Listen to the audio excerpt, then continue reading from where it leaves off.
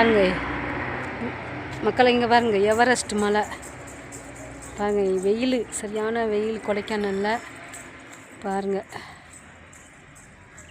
இந்த மலையை பாருங்கள், எவரெஸ்ட் டவர். இதுதான் எங்கள் கொடைக்கானல் எவரெஸ்ட் டவர். பார்த்துக்குங்க நல்லா. இதெல்லாம் வெறும் மரமாக தான் இருக்கும்.